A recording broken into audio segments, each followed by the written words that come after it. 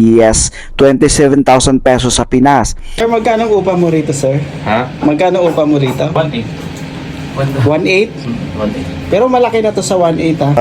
Family. So guys, ito po yung sa mini kitchen or what's up guys, for today's video ayun, mag-aayos tayo ng bahay or partition.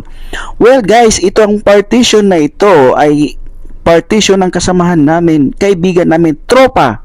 So ayan, guys, dito sa Dubai, so ilan yung mga na-featured ko dito ng mga partition, may mahal at mayroong mura.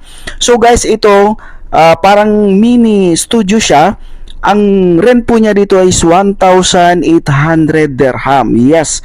So compare doon sa mga na-featured ko nung nakaraan ay mas malawak po ito at mas malaki.